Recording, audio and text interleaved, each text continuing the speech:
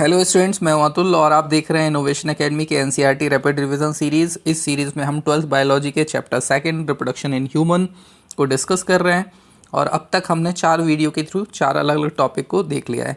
आज जो टॉपिक हम डिस्कस करने जा रहे हैं मेंस्ट्रुएशन साइकिल और मेंस्ट्रुअल साइकिल। इस साइकिल को पढ़ने से पहले मैं एक बात कहना चाहूँगा, अगर आपने पिछले वीडियोज़ नहीं देखे और अगर आप उनको देखना चाहते हैं तो उनकी लिंक इस वीडियो के डिस्क्रिप्शन में है, आप उनको भी देख सकते हैं। चलिए बात करते हैं मेंस्ट्रुएशन साइकिल की या फिर मेंस्ट्रुअल साइकिल की। मेंस्ट्रुएशन साइकिल और मेंस्ट्रुएशन, इसमें फ़र्क होता है। कैसे फ़र्क होता है? मेंस्ट्रुअल साइकिल जब आपको बोला जा रहा है तो इसका मतलब ये है कि पूरी कंप्लीट 28 डे की जो साइकिल होती है ना, प्राइमेट फीमेल्स के अंदर, जिसमें अलग अलग इवेंट्स होती हैं। ओवरी के अंदर अलग चेंज हो रहे होते हैं, यूट्रस के अंदर अलग चेंज हो रहे होते हैं, है ना, हार्मोनल लेवल पे अलग ही चेंज चल रहे होते हैं। तो ये जो पूरी प्रोसेस है इसको कहते हैं मेंस्ट्रुअल साइकिल। और जब मेंस्ट्रुएशन अकेला बोला जाएगा, इसका मतलब क्या है? जो मेंस्ट्रुअल साइकिल के शुरुआती 4-5 दिन है ना, जिसमें जो एंडोमेट्रियम है वो डीजनरेट होकर धीरे धीरे बॉडी से बाहर निकलती है, उसको कहते हैं मेंस्ट्रुएशन। ठीक है, तो मेंस्ट्रुएशन एक फेज़ है मेंस्ट्रुअल साइकिल की। चलिए, आई थिंक अब आप लोग को क्लियर हो गया होगा। स्टार्ट करते हैं। The reproductive cycle in female primates, apps, monkeys, human being is called menstruation cycle. एक रिप्रोडक्शन के लिए एक साइकिल है ना, जिसमें बॉडी में फीमेल रिप्रोडक्टिव सिस्टम में अलग अलग लेवल पे चेंजेस हो रहे होते हैं ना, और वो एक साइक्लिक प्रोसेस है। 28 डेज उसका टाइम पीरियड होता है या 29 डेज उसका टाइम पीरियड होता है। हालांकि ये वेरी करता है वुमन टू वुमन, लेकिन हम एवरेज मान के चलते हैं 28 डेज। तो ये जो पूरी प्रोसेस है साइक्लिक फॉर्म में होती है, इसीलिए इसको हम क्या कह रहे हैं? Menstrual cycle. The first menstrual beings at puberty and is called menarche. First menstruation जो होता है वो प्यूबर्टी के टाइम पे आता है, 12, 13, 14 की एज में स्टार्ट होता है। तो पहली बार जब क्या होता है, मेंस्ट्रुएशन साइकिल स्टार्ट होती है, फर्स्ट मेंस्ट्रुएशन जब आता है तो उसको क्या कहते हैं? मेनार्की कहते हैं। In human females menstruation is repeated at an average intervals of about 28-29 days and the cycle of events starting from one menstruation till the next one is called the menstruation cycle। ठीक बात है। Female में menstruation जो होता है वो repeat होता है एक फिक्स इंटरवल के बाद, जो कि अप्रॉक्सीमेट कितना होता है? 28-29 डेज होता है। ठीक है, और एक मेंस्ट्रुएशन से लेके अगले मेंस्ट्रुएशन तक का जो पूरा टाइम पीरियड होता है इसको हम क्या बोलते हैं? मेंस्ट्रुएशन साइकिल कहते हैं, जिसमें अलग अलग फेजेस होती हैं, स्टेजेस होती हैं। One ovum is release during the middle of each menstruation cycle. Her menstruation cycle के मिडिल में, मतलब लगभग 14 डे पर क्या होता है, जो ओवरी होती है वहाँ से एक सेकेंडरी oocyte रिलीज होता है, जिस प्रोसेस को क्या बोलते हैं? ओवुलेशन बोलते हैं। The major events of menstrual cycle are show in figure 2.9। ठीक है, ये तो हम फिगर देखेंगे तो वहाँ से समझेंगे, लेकिन यहाँ थ्योरेटिकली जो लिखा हुआ है वो देख लेते हैं पहले एक बार। The cycle start with the menstrual phase. Menstrual phase से स्टार्ट होती है, यही मैं आपको समझाने की कोशिश कर रहा था। जब मेंस्ट्रुएशन कहा जाए तो मतलब मेंस्ट्रुअल फेज की बात हो रही है। When menstrual flow occurs and it last for 3 to 5 days. ठीक है, फर्स्ट पहली वाली जो फेज़ है मेंस्ट्रुएशन साइकिल की वो क्या है? मेंस्ट्रुअल फेज़ है, जिसमें क्या होगा, जो यूट्रस है उसके अंदर की जो लिनिंग्स है, एंडोमेट्रियम, वो धीरे धीरे डिजेनरेट होकर बॉडी से क्या कर जाएगी? बाहर निकल जाएगी, है ना। ये 3 से 5 दिन की हो सकती है। The menstrual flow results due to break down of endometrium linings of uterus and its blood vessels which forms liquid that comes out through vagina. वही है, यूट्रस की जो एंडोमेट्रियम है वो धीरे धीरे डिजेनरेट हो रही है और फ्लूइड के फॉर्म में, ब्लड के फॉर्म में बॉडी से बाहर निकल के आ रही है। Menstruation only occurs if the release ovum is not fertilize. हाँ, ये भी याद रखना है कि जो मेंस्ट्रुएशन है या फिर मेंस्ट्रुअल फेज़ है वो आपको कब दिखाई देगी? जब ओवम जो है वो फर्टिलाइज नहीं हुआ, सेकेंडरी oocyte का जो है वो फर्टिलाइज नहीं हुआ है। उसी कंडीशन में क्या होगा? एंडोमेट्रियम निकल के बाहर आएगी। इन केस अगर प्रेगनेंसी हो जाती है, फर्टिलाइजेशन होने के बाद प्रेगनेंसी कंसीव हो जाती है, इम्प्लांटेशन हो जाता है, तब तो वहाँ पर एंडोमेट्रियम की ज़रूरत है ना, और एंडोमेट्रियम की ज़रूरत है तो वो क्यों शेड करके बाहर आएगी? पूरी प्रेगनेंसी के दौरान जो मेंस्ट्रुएशन साइकिल होती है वो स्टॉप रहती है, चेक रहती है। Lack of menstruation may be indication of pregnancy. यही बात यहाँ पर लिख रखी है कि अगर मेंस्ट्रुएशन साइकिल नहीं आ रहा है तो ये एक इंडिकेशन हो सकता है प्रेगनेंसी का। लेकिन वही चीज़ कि मेंस्ट्रुएशन साइकिल रुकने के और भी कारण हो सकते हैं, मेंस्ट्रुअल फ्लो नहीं दिखाई देने के और भी कारण हो सकते हैं। जिसमें से एक अंडर न्यूट्रिशन होता है, या फिर स्ट्रेस होती है, हार्मोनल इम्बैलेंस होता है, तो कई सारी प्रॉब्लम्स हो सकती हैं। It may also be cause due to some other underlining cause like stress, poor health, वही सब लिख रखा है एनसीईआरटी ने भी। The menstrual phase is followed by follicular phase. Menstrual phase के बाद सेकेंड वाली जो फेज है उसका नाम क्या है? Follicular phase. फॉलिकुलर फेज में क्या होगा? नाम से पता चल रहा है, फॉलिकल का फॉर्मेशन होगा। फॉलिकल का फॉर्मेशन कहाँ पर होता है? लास्ट वाले वीडियो में हमने देखा था, ओवरी के अंदर क्या चल रहा होता है? फॉलिकल का फॉर्मेशन चल रहा होता है। Primary follicle, secondary follicle, tertiary follicle, Graafian follicle, ये जो अलग अलग फॉलिकल्स बनते हैं कहाँ बनते हैं? ओवरी के अंदर बनते हैं। तो ओवरी के अंदर फॉलिकल बनने की प्रोसेस होगी, है ना। तो मेन चेंजेस जो आपको दिखाई दे रहे हैं वो कहाँ दिखाई देंगे? इस वाली स्टेज में, ओवरी के अंदर।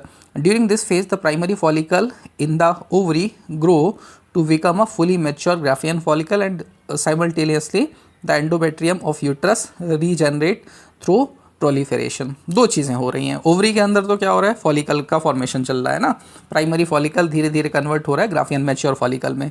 और यूट्रस के अंदर क्या चल रहा है? जो एंडोमेट्रियम लिनिंग्स अभी शेड हुई है वो क्या करेगी? दोबारा से बनेगी, रीजनरेट करेगी, है ना। और इस वाली प्रोसेस को हम बोलते हैं proliferation. These changes in the ovary and the uterus are introduced by change in the levels of pituitary and ovarian hormone। ठीक है, अब इन चेंजेस के लिए हमको क्या किससे इंड्यूस होते हैं ये चेंजेस? हार्मोन से चेंजेस होते हैं, हार्मोन से इंड्यूस होते हैं। और हार्मोन कौन कहाँ से निकलते हैं? पिट्यूटरी से और ओवरी से। द सीक्रेशन ऑफ गोनेडोट्रोपिन्स, गोनेडोट्रोपिन्स दो होते हैं, LH और FSH, increase gradually during the follicular phase and stimulates follicle development as well as secretion of estrogen by the growing follicles। अब देखिए, दो हार्मोन है, एक का नाम है LH, दूसरे का नाम है FSH। दोनों कहाँ से निकल रहे हैं? दोनों पिट्यूटरी ग्लैंड से निकल रहे हैं, ठीक है। और ये क्या कर देते हैं? फॉलिकुलर फेज को यानी कि फॉलिकल बनने की प्रोसेस को इन्हेंस करने का काम करते हैं, ठीक है, जिससे फॉलिकल बड़े होते हैं, ग्रो करते हैं। Both LH and FSH attain a peak level of middle of cycle. ठीक, दोनों हार्मोन प्रोलिफरेशन फेज के लगभग जो एंड होता है, मिडिल ऑफ मेंस्ट्रुएशन साइकिल आता है 14 डे पर, वहाँ पर पीक पे चले जाते हैं, खासतौर से LH। तो LH का जो लेवल बढ़ता है उसको एक टर्म यूज़ किया हुआ है, LH सर्ज। LH सर्ज क्या करता है? जो ग्राफियन फॉलिकल मैच्योर हो चुका है उसको रैप्चर करके सेकेंड oocyte को रिलीज़ कराएगा ओवरी से, है ना। ओवरी की वॉल भी रैप्चर होगी और वहाँ से क्या होगा? ओवुलेशन होगा। The ovulation is followed by the luteal phase. Ovulation होने के बाद आपसे एक्सरसाइज में क्वेश्चन पूछा जा सकता है कि ओवुलेशन के लिए कौन सा हार्मोन रिस्पॉन्सिबल होता है? तो याद रखिएगा LH हार्मोन, है ना। और just before the ovulation the level increase of LH is known as LH surge. Ovulation के थोड़े से पहले ही ओवुलेशन कराने के लिए LH हार्मोन का लेवल एकदम से पीक पे चला जाता है। इस कंडीशन को क्या बोलते हैं? LH सर्ज कहते हैं। The ovulation is followed by the luteal phase during which the remaining parts of Graafian follicle transform as the corpus luteum। ठीक है, अगली वाली जो फेज़ है यानी ओवुलेशन के बाद वाली जो फेज़ है वो कौन कौन सी है? ल्यूटियल फेज़ है। अभी ल्यूटियल फेज़ में क्या हो रहा है? जो ग्राफियन फॉलिकल से रैप्चर होकर सेकेंड oocyte तो बाहर निकल गया, ठीक है, लेकिन जो बचा हुआ पार्ट है वो किस में कन्वर्ट हो रहा है? वो किस में ट्रांसफॉर्म हो रहा है? कॉर्पस ल्यूटियम में कन्वर्ट हो रहा है। याद रखना है, बहुत इंपॉर्टेंट स्ट्रक्चर होता है कॉर्पस ल्यूटियम। एक तरीके से ग्लैंड है, स्पेशल टाइप ऑफ ग्लैंड है ना, ओवरी के अंदर जो सिचुएटेड है, जो प्रोजेस्टेरॉन हार्मोन का सीक्रेशन करती है। The corpus luteum secret large amount of progesterone hormone. कौन से हार्मोन का सीक्रेशन करता है कॉर्पस ल्यूटियम? प्रोजेस्टेरॉन हार्मोन का, which is essential for maintaining of endometrium. ठीक है, अब देखिए, ओवुलेशन हो चुका है, सेकेंड oocyte फैलोपियन ट्यूब में पहुंच चुका है।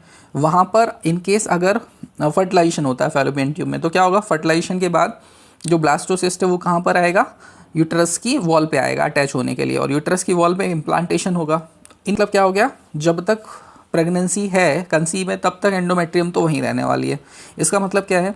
उसको मेंटेन करके रखने के लिए, इम्प्लांटेशन के लिए ज़रूरी है ना एंडोमेट्रियम, तो उसको मेंटेन करने के लिए प्रोजेस्टेरॉन हार्मोन बहुत ज़रूरी होता है। Such an endometrium is necessary for implantation of the fertilize ovum and other events of pregnancy. ठीक है, यही बात लिख रखी हुई है। During pregnancy all events of the menstruation cycle stop and there is no menstruation occurs. Pregnancy के दौरान तो मेंस्ट्रुएशन होता नहीं है, ये तो पहले भी हो चुकी है बात अपनी। In the absence of fertilization the corpus luteum degenerates. In case अगर फर्टिलाइजेशन नहीं होता है तो जो कॉर्पस ल्यूटियम ओवरी के अंदर बना है वो क्या हो जाएगा? डिजेनरेट कर जाएगा। This cause disintegration of endometrium leading to menstruation. और अगर फर्टिलाइजेशन नहीं होता है तो कॉर्पस ल्यूटियम डिजेनरेट हो जाएगा, फिर से मेंस्ट्रुएशन की जो प्रोसेस होगी वो स्टार्ट हो जाएगी और अगली साइकिल फिर से रिपीट हो जाएगी। Marking of new cycle in the human beings, menstruation cycle चीज अराउंड 50 ईयर्स ऑफ एज। जो मेंस्ट्रुएशन साइकिल्स होती है वो 50 की एज में लगभग बंद हो जाती है। इस कंडीशन को हम क्या कहते हैं, मीनोपॉज कहते हैं। That term as menopause. Cyclic menstruation is an indication of normal reproductive phase and extend between menarche and menopause. तो जो मेंस्ट्रुएशन साइकिल है वो कब से कब तक चलती है, मेनार्की से मीनोपॉज तक चलती है। यहाँ पर एक छोटा सा ब्लॉक में हमको समझा रखा है कि मेंस्ट्रुअल हाइजीन क्या होती है। तो मेंस्ट्रुअल हाइजीन में दो चीज़ें याद रखनी है, ठीक है। पहली चीज़ तो ये कि जो मेंस्ट्रुएशन फेज होती है उसमें क्या होता है, एंडोमेट्रियम बॉडी से शेड करती है धीरे धीरे ब्लड के फॉर्म में। तो उस समय जो ब्लड होता है, बॉडी फ्लूइड्स होता है, उसमें इन्फेक्शंस होने के चांसेस ज़्यादा होते हैं। तो ऐसी कंडीशन में क्या करना चाहिए, प्रॉपर हाइजीन मेंटेन करना चाहिए। जो सैनिटरी पैड्स होते हैं या होममेड नैपकिन पैड्स जो होते हैं उनका यूज़ करना चाहिए प्रॉपर टाइम इंटरवल पर, और उनका जो डिस्पोजल है उसको करते वक्त भी ध्यान रखना चाहिए। ओपनली उसको थ्रो नहीं करना चाहिए और उसकी हैंडलिंग करने के बाद प्रॉपर हैंड वॉश करना चाहिए। चलिए, तो ये बात यहाँ पर लिख रखी हुई थी। हाँ, एक चीज़ जो हमको अभी डिस्कस करना बाकी है, डायग्राम।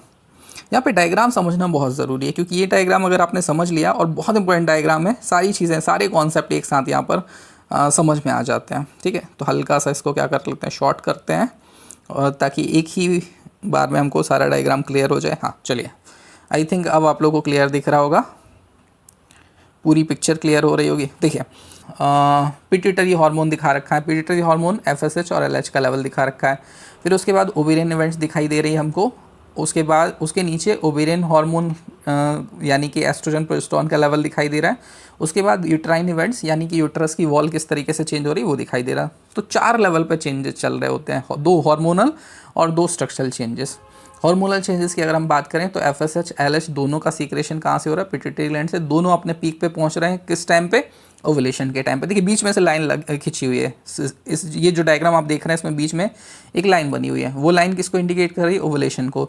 ओवुलेशन के पहले वाली जो प्रोसेस है उसमें क्या हो रहा है, फॉलिकल का फॉर्मेशन हो रहा है, और उसके इस तरह वाली जो प्रोसेस है उसमें कॉर्पस ल्यूटियम का डेवलपमेंट हो रहा है, और बाद में फिर वो डिजनरेट भी हो रहा है इन एब्सेंस ऑफ फर्टिलाइजेशन। तो FSH LH दोनों अपने पीक पे पहुंच गए ओवुलेशन के दौरान, फिर धीरे धीरे इनका लेवल कम हो जाता है, ठीक है।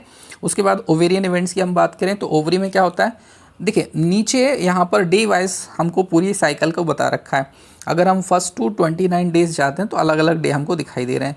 फर्स्ट टू 5 डेज कौन सी फेज़ होती है, मेंस्ट्रुअल फेज़ होती है ना। इसमें क्या होता है, मेंस्ट्रुअल फ्लो होता है, बॉडी से एंडोमेट्रियम शेड कर जाती है, पुरानी एंडोमेट्रियम निकल जाती है बॉडी से थ्रू वेजाइना, ठीक है। उसके बाद इस टाइम पे जो प्रोजेस्टेरोन का लेवल है वो नॉर्मल है, एस्ट्रोजन का लेवल नॉर्मल है। लेकिन जैसे ही फॉलिकुलर फेज आती है दोनों का लेवल जो है, खासतौर से एस्ट्रोजन का जो लेवल है वो बढ़ता है, और एस्ट्रोजन का लेवल ओवुलेशन के टाइम पे पीक पे है, ठीक है।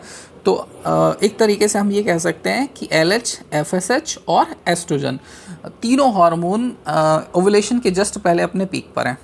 उसके बाद प्रोजेस्टेरोन हार्मोन का सीक्रेशन कौन करता है, कॉर्पस ल्यूटियम करता है। तो हमको याद रखना है कि ओवुलेशन होने के बाद जो प्रोजेस्टेरोन है उसका लेवल बढ़ेगा, क्योंकि कॉर्पस ल्यूटियम तो तभी कन्वर्ट होगा, ग्राफियन फॉलिकल तो तभी कन्वर्ट होगा कॉर्पस ल्यूटियम में। तो उसके जस्ट बाद यानी ओवुलेशन के बाद प्रोजेस्टेरोन अपने पीक पे जा रहा है, किसके लिए, इम्प्लांटेशन के लिए, है ना, प्रेगनेंसी को मेंटेन करके रखने के लिए। लेकिन इनकेस अगर प्रेगनेंसी नहीं होती है तो फिर से क्या होगा, फिर से कौन सी वाली फेज स्टार्ट हो जाएगी, मेंस्ट्रुएशन फेज फिर से स्टार्ट हो जाएगी। तो ल्यूटियल फेज के दौरान प्रोजेस्टेरोन का लेवल अपने पीक पर है, और FSH LH का नॉर्मल लेवल है, और उसके बाद एस्ट्रोजन का लेवल जो है वो इनकेस अगर प्रेगनेंसी कंसीव होती है तो उस टाइम पे काफ़ी होता है, लेकिन फिर भी धीरे धीरे घटने लग जाता है। तो अगली जो मेंस्ट्रुअल फेज़ है वो आएगी तो प्रोजेस्टेरोन और एस्ट्रोजन दोनों का लेवल जो है वो डाउन हो जाएगा। बाकी FSH LH दोनों का जो लेवल है वो धीरे धीरे बढ़ता है। चलिए, तो ये आई थिंक आप लोग को डायग्राम एकदम क्लियर हो गया होगा। तो इस तरीके से हमने ये टॉपिक डिस्कस कर लिया, मेंस्ट्रुएशन साइकिल या फिर मेंस्ट्रुअल साइकिल, बहुत इंपॉर्टेंट टॉपिक है। इस पे हम एक्स्ट्रा और भी बहुत सारी चीज़ें हैं इस टॉपिक को लेकर, लेकिन हमको स्ट्रिक्टली NCERT को फोकस करना है। हमारा ऑब्जेक्टिव अभी फ़िलहाल इस वीडियो में NCERT को ही डिस्कस करना है, ठीक है। चलिए, तो आई होप आप लोगों को ये वीडियो इन्फॉर्मेटिव लगा होगा, और अगर आपको ये वीडियो अच्छे लग रहे हैं तो लाइक करिए, शेयर करिए और सब्सक्राइब ज़रूर करिए चैनल को। ऐसे वीडियो आते रहेंगे। चलिए फिर मिलते हैं फिर नए वीडियो में, तब तक के लिए गुड बाय।